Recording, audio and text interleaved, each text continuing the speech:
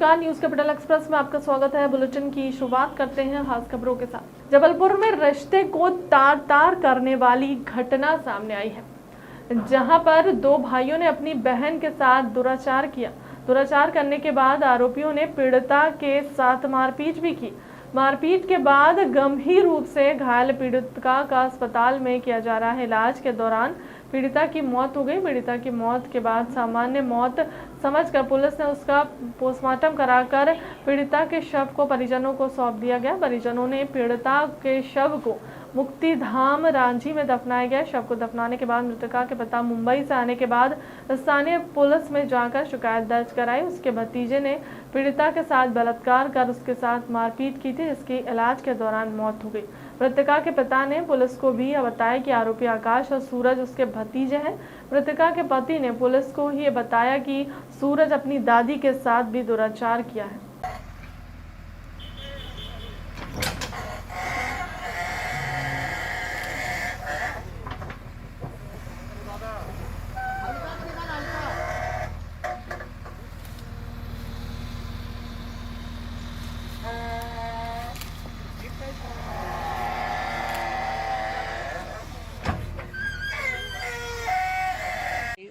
क्या घटना हुई थी पूरा?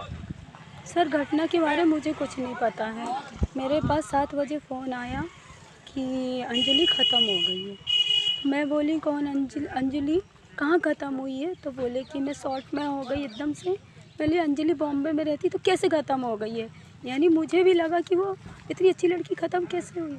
फिर बाद में मुझे पता चला, बोले बॉम्बे में नहीं ख़त्म हुई है, मेडिकल में ख़त्म हुई है अपने। तो मैं पूछी कि कब आए हैं लोग मेडिकल से, यानी बॉम्बे से यहाँ कब आई है अंजलि? मुझे तो पता ही नहीं है। तो बोले हाँ आई थी शायद, लेकिन वो ख़त्म हो गई है।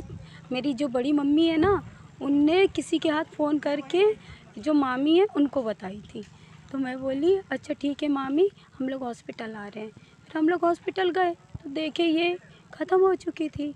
तो उन लोग ने ना बाहर निकाल दिए थे इसको, वो चीलघर कुछ रहता है वहाँ पे। तो फिर हमारा परिवार इकट्ठा हुआ सब, हम लोग बोले पोस्टमार्टम कराओ इसका। फिर पोस्टमार्टम कराए हैं। बस इतना ही हमको पता और कुछ नहीं पता। नाम बता दीजिए। आरती जॉर्ज, मैं उसकी बुआ हूँ और मुझे इंसाफ चाहिए। ये बच्ची के साथ क्या हुआ मुझे? सर, क्या घटना हुई थी? सर जी, मेरी लड़की को मेरी माँ मुंबई से यहाँ ले आई थी, रांची विश्वकर्मा मोहल्ला। और मेरी लड़की के साथ इन लोगों ने मारा पीटी की है, उसके साथ गलत काम किए। और मेरे को मेरी लड़की फ़ोन पे बताई कि पापा मेरे को इन लोगों ने मारे हैं, मेरे साथ गलत काम किए हैं, मेरे को लेने के लिए आ। तो मतलब बेटा मैं आ रहा हूँ, बोला आपको लेने के लिए। फिर रुक जा, बोला थोड़े दिन मैं आ रहा हूँ लेने के लिए। तो मेरे को नहीं सर इतना लगा कि मेरी लड़की को इतना मारा होगा उन लोगों ने। बोले तो थोड़ा बहुत मैं तो मार दिया, इतना मारा मेरे को नहीं पता कि मेरी लड़की से ख़त्म हो गई। मेरी लड़की लड़की को शव मिला मेरे को सब। नाम बता दीजिए। अंजलि, मेरा नाम श्रीकांत कालूम के। कहाँ से? बम्बई से sir. Police control room Jabalpur से और थाना प्रभारी रांची से ये सूचना प्राप्त हुई कि एक 16 साल की लड़की के साथ रेप किया गया है, मारपीट की गई है और उपचार हेतु वो भर्ती थी, जहाँ पर उसकी मृत्यु हो गई। और पीएम उपरांत लड़की को दफना दिया गया है परिवारजनों द्वारा। रेप और हत्या की सूचना उसके पिता द्वारा जब थाने में दी गई, तब आज प्रातः जो थाना प्रभारी हैं उनके द्वारा सूचित किया गया कि शव को पुनः निकलवाया जाएगा और आगे कार्रवाई की जाएगी जो घटना कारित हुई है उस दिशा में। तो सूचना पर मैं घटनास्थल पर पहुंची और यहाँ पर शव को जो थाना प्रभारी हैं उनके द्वारा जो उचित विधि है उसके द्वारा निकलवाया गया और शव आगे जो कार्रवाई है आवश्यक इस घटना के विषय में वो की जाएगी। आरोपी कहाँ के हैं और रिश्ते में इनसे कौन लगते हैं, क्या घटनाक्रम है? आरोपी और पीड़िता सगे रिश्तेदार हैं आपस में। आरोपियों ने पीड़िता के साथ में मारपीट किया था और उसके साथ में दुष्कर्म किया था। पीड़िता मृतिका के पिताजी के बताए अनुसार आरोपियों के विरुद्ध संगीन धाराओं में अपराध पंजीबद्ध कर इन्वेस्टिगेशन किया गया है रक्षाबंधन के समय पीड़िता को उसकी दादी और आरोपी सूरज बम्बई से लेके आए थे। पीड़िता अपने माता पिता के साथ में बम्बई में निवास कर रही थी और उसकी दादी रांची में निवास कर रही थी, जहाँ पे दादी के साथ में उसके बड़े पिताजी और उनके 2 लड़के सूरज और आकाश भी रहते थे। रक्षाबंधन के बाद में इन्होंने यहाँ पे आकर के आरोपियों ने पीड़िता के साथ में मारपीट किया था और उसके साथ में दुष्कर्म किया था। 19 तारीख को ज़्यादा तबीयत ख़राब होने पे पीड़िता की दादी ने आरोपी सूरज और उसके बड़े लड़के संजू के साथ में उसको हॉस्पिटलाइज किया था। ड्यूरिंग ट्रीटमेंट पीड़िता की डेथ हो गई थी। उसके बाद में परिजनों ने 21 तारीख को उसका शव दफन किया था। उसके पिताजी जब कल कार्यालय में पहुंचे और इस बात की सूचना दी कि आरोपी ने पीड़िता के साथ में मारपीट किया था, जिसके कारण उसके डेथ हो गई। उसके साथ उन्होंने दुष्कर्म भी किया था। इस रिपोर्ट पर हमने आरोपी के विरुद्ध अपराध पंजीबद्ध किया है, जिसमें एक आरोपी हमने अरेस्ट कर लिया है। इन्वेस्टिगेशन के दौरान यह बात भी प्रकाश में आई है कि आरोपी सूरज ने अपनी दादी के साथ भी दुष्कृत्य किया था, जिसका मेडिकल किया गया। चूँकि पीड़िता को इन्होंने दफन कर दिया था और दफन करने के बाद में पीड़िता के पिताजी के द्वारा इस बात की सूचना दी थी, अतः पुनः शव उत्खनन करके उसमें रीपीएम की कार्रवाई की गई। भैया अभी एक कौन आरोपी फरार है, कौन गिरफ्तार? इसमें जो छोटा भाई है सूरज, उसको हमने अरेस्ट कर लिया और बड़ा भाई आकाश, जिसकी उम्र 22 वर्ष है, वो अभी फरार है। उसको हम शीघ्र अरेस्ट कर लेंगे। ये रिश्ते में उनके क्या लगते हैं? दोनों ही सगे रिश्तेदार हैं और पीड़िता और आरोपियों के पिताजी आपस में सगे भाई हैं। छिंदवाड़ा पुलिस अधीक्षक विवेक अग्रवाल के निर्देशन पर श्याम टॉकीज राम मंदिर के पीछे खुलेआम सट्टा कारोबार चल रहा था। पुलिस टीम ने छापेमारी कार्रवाई कर यहां से 3 परिवार के 4 सटोरियों को गिरफ्तार किया। आरोपी में एक महिला भी शामिल है। कार्रवाई के दौरान महिला के दोनों बेटे फरार हो गए। पुलिस ने मौके से 74,000 रुपये नगद और 1,07,000 रुपये कीमत के साथ मोबाइल और सट्टा पर्ची जब्त कर ली है। आरोपी के व्हाट्सएप पर लाखों का लेन देन मिला है। पुलिस आरोपियों को खाते में खंगाल रही है। मुखबिर से सूचना प्राप्त हुई हमें कि धर्म टेकरी चौकी अंतर्गत श्याम टाकीज के पीछे, जो राम मंदिर के पीछे कुछ भवन बने हुए हैं जिसमें अवैध रूप से सट्टा चलता है। मुखबिर सूचना के आधार पर ही हमारी द्वारा टीम का गठन किया गया, जिसमें थाना कोंडीपुरा और चौकी धर्म टेकरी की टीम थी और इस टीम के द्वारा संबंधित जो मकान चिन्हित किए गए थे, तस्दीक पश्चात रेड कार्यवाही की गई, जिसमें लगभग हमको एक आशीष उर्फ अस्सू, पिता मोहन सिंह माहिर, उम्र 52 साल, इनसे 8450 रुपये का और सट्टा ये कैश मिला है और कुछ सट्टा पट्टियाँ मिली हैं। दूसरा अर्पित, पिता राकेश माहिल, उम्र 34 वर्ष, इनसे हमें 18,750 रुपये और 3 एंड्रॉयड मोबाइल और कुछ सट्टे की पट्टियाँ मिली हैं। और तीसरा अमर, ये अर्पित और अमर जो है वो सगे भाई हैं, उर्फ गोला कहते हैं इनको। इनसे भी 16,800 रुपये हार्ड कैश और 2 एंड्रॉयड मोबाइल और कुछ सट्टे पट्टियाँ मिली हुई हैं। इस तरह से कुल मतलब ये जो 3 प्रकरण थे, ये तीनों आपस में रिश्तेदार हैं और पुराने से हिस्ट्री सीट है इनकी, सट्टे संबंधित इनके विरुद्ध कार्रवाई हो चुकी है। इसमें से आशीष जो हैं, इन पर पूर्व में भी 7 कार्रवाई हुई थी इस कार्यवाही के अतिरिक्त, और अर्पित, इन पर 3 कार्रवाई पूर्व में हो चुकी है इस वैधानिक कार्रवाई के अतिरिक्त, मतलब टोटल 4 हो जाएंगी। और जो ये गोला करके इन पर भी पूर्व में एक सट्टा का प्रकरण पंजीबद्ध रहा है। और साथ ही इसी में उनके एक बगल की फैमिली थी, उस पर भी रेड की कार्रवाई की गई थी सूचना के आधार पर। इसमें भी एक महिला आरोपी बनी है जिनके पास से सट्टे की पट्टियाँ मिली हैं, साथ ही 30,140 रुपये मिले हैं, नकद बरामद हुए। इस तरह से ये कार्यवाहियाँ की गई हैं और भविष्य में भी हम लगातार कार्रवाई करते रहेंगे। अभी इस पर वैधानिक प्रक्रियाएँ चल रही हैं। मीडिया के माध्यम से बताया कि हमारे नेता कमलनाथ ने कहा कि 2023 में विधानसभा चुनाव हमारे लिए चुनौतीपूर्ण होगा। हम 23 का विधानसभा चुनाव जीतेंगे और मध्य प्रदेश सरकार बनाएंगे। जिले के और प्रदेश में जो भी पदाधिकारी निष्क्रिय हैं उसे तत्काल पद से हटाया जाएगा। जो एक्टिव हैं उन्हें संगठन में जगह दी जाएगी। 2023 में यानी खुद कमलनाथ जी मानना है कि 2023 में विधानसभा का चुनाव लड़ना बीजेपी से हमारे लिए एक बड़ी चुनौती है और हमको मजबूत होना है। चुनौती है और कमियों की हमेशा समीक्षा करते रहना चाहिए और हमारे वरिष्ठ नेता है और जैसा उन्होंने कहा है कि जहाँ भी कमी है वो समीक्षा करके उसको दुरुस्त करेंगे, भाजपा के साम दाम दंड भेद से लड़ेंगे और आम जनता को न्याय दिलाने के लिए कांग्रेस की सरकार मध्य प्रदेश में बनाएंगे। यही संकल्प लेने के लिए यहाँ पर हम सारे लोग आए हैं और कांग्रेस की 2023 में मध्य प्रदेश में सरकार बनेगी और 2024 में देश में भी बनेगी। संगठन में सर बड़ा बदलाव भी देखने को मिलेगा? बिल्कुल, लगातार ये निरंतर प्रक्रिया है।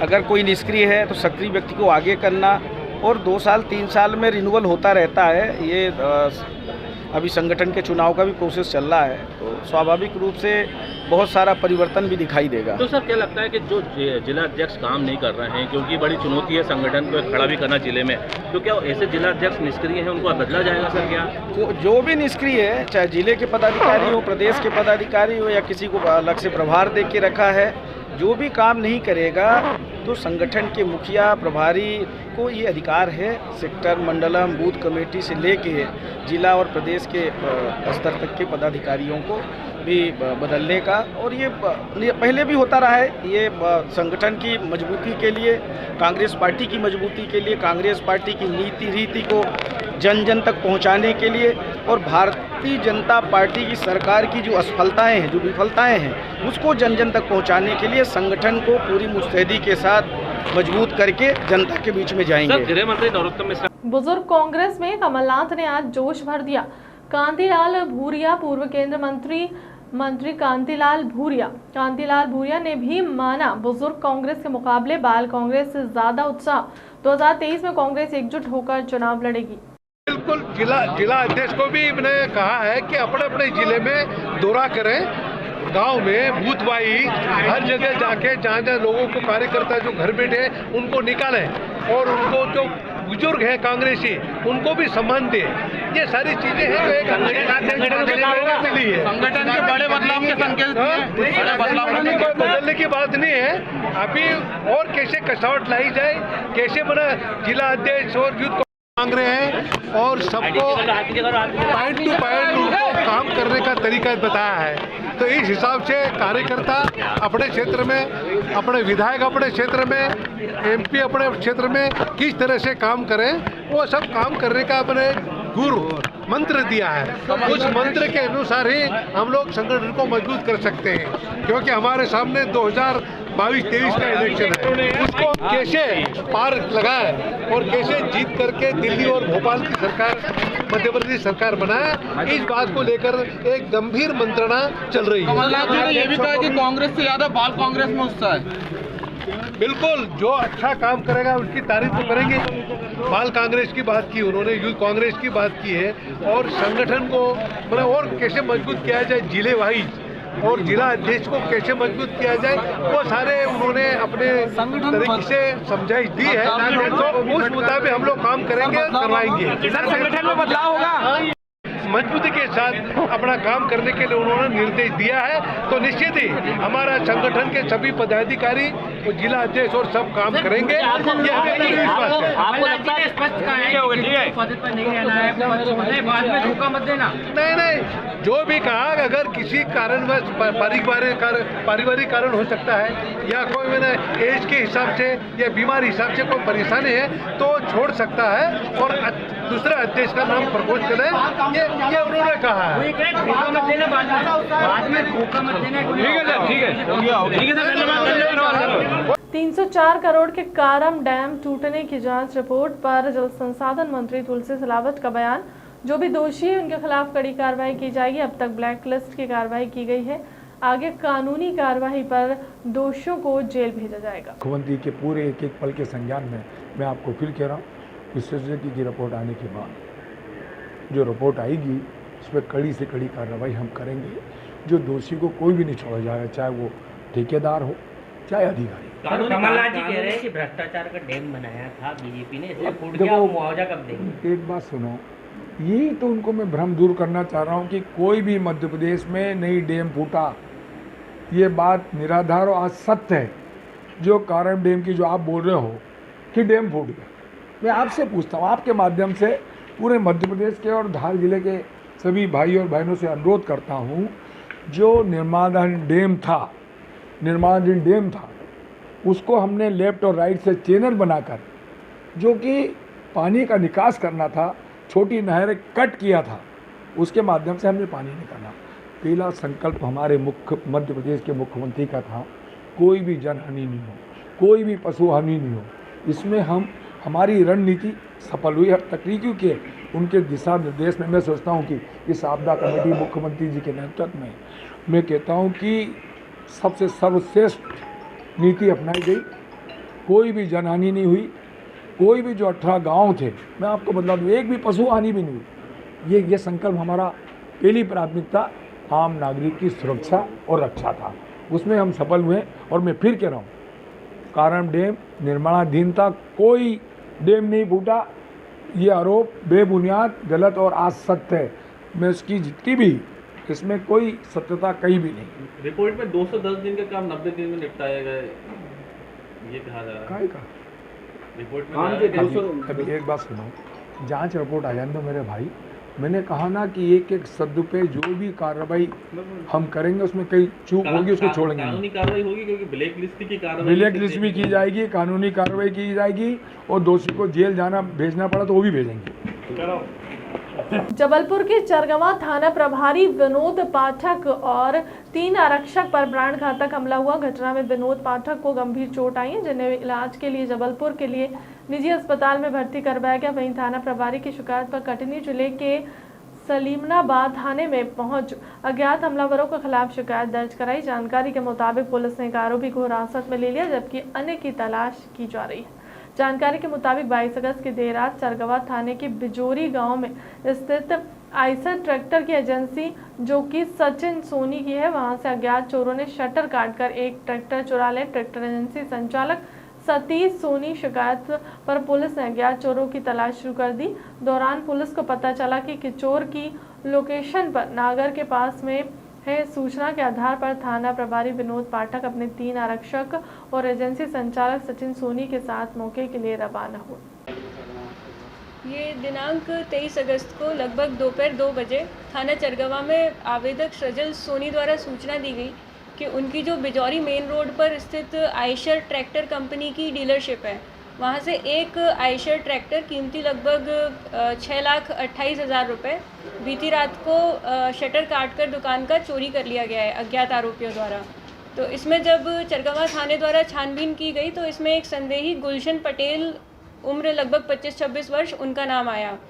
तो इसमें जब गुलशन पटेल के बारे में छानबीन चरगवा पुलिस द्वारा दी गई तो रात में लगभग 9 बजे उसका लोकेशन पनागर में होने की सूचना मिली, जिस पर जब थाना प्रभारी चरगवा विनोद पाठक के द्वारा उनकी टीम के साथ दबिश दी गई तो आरोपी के द्वारा मूवमेंट शुरू कर दिया गया, जिसमें लगातार उनका पीछा किया गया, जिसमें आखिर में आरोपी जो सलीमनाबाद स्थित एक पडरभीटा गांव है, वहां पर किसी रोड पर उसने ट्रैक्टर जाके खड़ा कर दिया था। जब टीम उनका पीछा करते हुए वहां तक पहुंची और ट्रैक्टर टीम को दिखा तो दो युवकों द्वारा टीम पर हमला किया गया, जिसमें थाना प्रभारी चरगवा विनोद पाठक को दाहिनी आंख के ऊपर और आरक्षक रंजीत पटेल को हाथ में चोट आई। इसके बाद जो ट्रैक्टर था उसको जब्त किया गया और एक अन्य ट्रैक्टर जो भी संदेहास्पद था, जो भी चोरी का हो सकता है, उसको भी जब्त करके जांच में लिया गया है। इसमें चूंकि यह गंभीर प्रकरण था जिसमें पुलिस जिसमें अपराध पतासाजी के लिए गई हुई पुलिस दल पर हमला किया गया था, इसीलिए आरोपियों की तलाश की गई, जिसमें गुलशन पटेल जो है वह अभी सलीमनाबाद थाना पुलिस की हिरासत में है और उससे लगातार पूछताछ की जा रही है। जी, इसमें जो पुलिस दल की टीम गई थी उनके द्वारा बताया गया है कि एक लोहे की रॉड से हमला जो है किया गया था पुलिस टीम पर। टीम में कितने लोग थे जो गए थे? टीम में जो है थाना प्रभारी विनोद पाठक, आरक्षक रंजीत पटेल और आरक्षक कैलाश गए थे और जो 2 अज्ञात युवकों द्वारा उन पर हमला किया गया था। कारण क्या निकला है? आरोपी ने क्या बताया? क्यों चोरी करते थे? क्या कारण? अभी उनसे पूछताछ जारी है। अभी थोड़ी देर पहले ही उनको हिरासत में लिया गया है, तो अभी उनसे इस बारे में पूछताछ जारी है।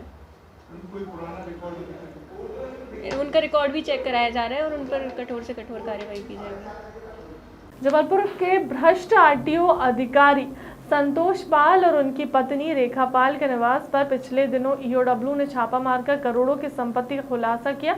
ईओडब्ल्यू की कार्रवाई के बाद प्रदेश शासन के संतोष पाल को जबलपुर आरटीओ कार्यालय से हटाकर संभागीय परिवहन कार्यालय जबलपुर में अटैच कर दिया। ईओडब्ल्यू द्वारा की गई कार्रवाई ने अभी तक 21 करोड़ की संपत्ति का खुलासा किया है। इधर ईओडब्ल्यू के पास रोज संतोष पाल के खिलाफ शिकायतें पहुंच रही हैं। प्रदेश के पूर्व राजस्व मंत्री और पूर्व विधायक हरेंद्रजीत सिंह बब्बू भी संतोष पाल के खिलाफ ईओडब्ल्यू में एक शिकायत लेकर पहुंचे। इस शिकायत में बताया गया कि ARTO संतोष पाल के दोनों बेटों के नाम पर जबलपुर में 33 एकड़ जमीन जिसकी कीमत 30 करोड़ रुपए है, जिन्हें संतोष पाल द्वारा क्रय किया गया है। बब्बू भी आज ईओडब्ल्यू आए हैं, आप शिकायत लेकर आए हैं आरटीओ की, किस तरीके से पूरी शिकायत है और क्या मामला? मैंने अपनी पूरी चिट्ठी आपको दे दी, जो चिट्ठी मैंने लिखी और उनको दी है, वो चिट्ठी कापी आपको भी दे रहा हूँ। मैंने अभी बहुत बड़ा मामला पकड़ा है जो अभी तक लोक आयुक्त के संज्ञान में नहीं आया है, जो लगभग मेरा ऐसा मानना 30 करोड़ से ऊपर के आसपास का मामला है। उसके बेटों के नाम से बहुत सारी ज़मीन जायदाद है, एकड़ों से लगभग 33 एकड़ ज़मीन उनके दोनों बेटों के नाम है, जिसका खसरा नंबर मैंने भी देख के आया हूँ और आपको भी दे रहा हूँ। मैं तो जबलपुर की जनता से हाथ जोड़कर पैर पड़कर निवेदन करना चाहता हूँ और सभी नेताओं से, सभी पार्टी के नेताओं के हाथ पैर जोड़ता हूँ, मैं हाथ जोड़ रहा हूँ, पैर पड़ रहा हूँ कि जबलपुर को बचाओ, सब मिल के आओ। ऐसे बहुत से अधिकारी हैं, ऐसे बहुत से अधिकारी जो जबलपुर को लूट रहे हैं, ऐसे बहुत से अधिकारी हैं जबलपुर को लूट रहे हैं, इनके लिए सामने आओ और जबलपुर को बचाओ, मध्य प्रदेश को बचाओ। उनका काम सिर्फ गड़बड़ काम करना, कैसे किसका क्या कर दें, कहाँ बिगाड़ दें। जो बेचारे सीधे साधे शरीफ लोग हैं उनका मरना हो रहा है, और जिनको ये पैसा कहाँ से कैसा गंदे से गंदा काम इनसे करा लो। और कुछ अधिकारी हैं जबलपुर शहर में। मैं पूरे जबलपुर की जनता से, पूरे वकीलों से, मैं पूरे नेताओं से, हर पार्टी के नेताओं से निवेदन कर रहा हूँ कि सभी एक होकर इन अधिकारियों के खिलाफ खुल के आए। ये जमीन कहाँ पर थी आरटीओ की? ये पूरा खतरा नंबर में है, 33 एकड़, लगभग 33 एकड़, 30 करोड़ के आसपास की ज़मीन है। और ये पूरा रिकॉर्ड खतरा नंबर दे दिया हूँ, सब उसके लड़कों के नाम है। ये एसपी साहब को भी दिया है आपने? हाँ, देख के आया हूँ, पावती दे दिया मैंने आपको। तो बोले हाँ मैं इसमें जाँच कर रहा हूँ और जल्द जाँच कराऊँगा।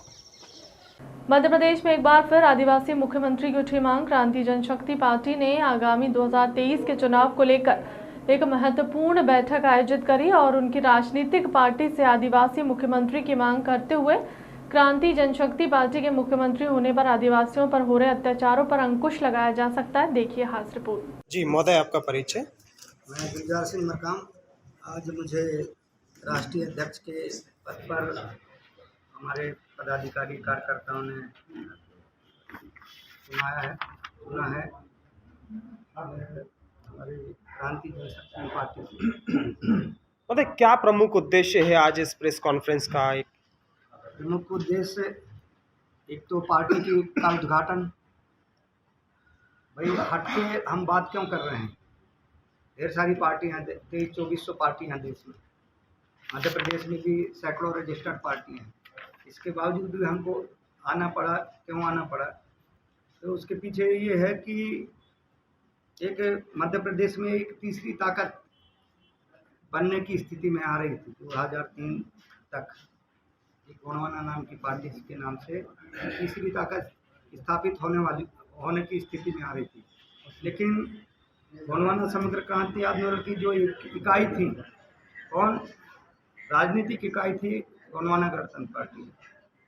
कई थपोड़ों ने या क्या कारण हो सकते हैं, आंतरिक कारण हम कह नहीं सकते, 2-3 हिस्सों में वो पार्टी बदली। मतलब अभी हमारा प्रमुख उद्देश्य क्या रहेगा क्रांति जनशक्ति पार्टी का?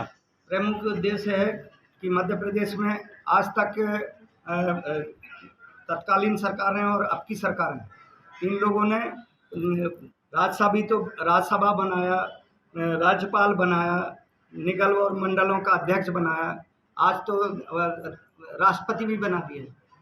यहाँ आदिवासी की बात इसलिए कर रहे हैं कि यहाँ पर ये बनाया, तो हम चाह रहे हैं कि आप ये सब बना देते हैं, रबर स्टैंप बना देते हैं, लेकिन आपने कभी सोचा नहीं किसी पार्टी ने कि ये की पोस्ट होता है मुख्यमंत्री का, ये आपने क्यों नहीं दिया? मतलब आपने रबर स्टैंप मुख्यमंत्री और राज्यपाल की बात करी है, क्या है ये रबर स्टैंप मुख्यमंत्री? रबर स्टैंप मुख्यमंत्री की बात नहीं कर रहा हूँ। ये जो आसानी से बना देते हैं, किनको बना देते हैं? राज्यपाल भी बना देते हैं आदिवासी समुदाय से, राष्ट्रपति भी बना दिए आज। ये तो गौरव का विषय है। गौरव का कैसे विषय है जब उनके रहते वहीं उड़ीसा में क्या हुआ, सब उनके जला डाले वन विभाग वालों ने, उनके जिले में खासकर उनके, तो क्या गौरव का विषय माने आपका? तो उनके सामने आज देश में राष्ट्रपति आदिवासी समुदाय से है, जनजाति समुदाय से है, तो इससे फिलहाल क्लब तक की खबरों में इतना ही। देश दुनिया की तमाम बड़ी खबरों के लिए बने रहे हमारे चैनल के साथ। नमस्कार।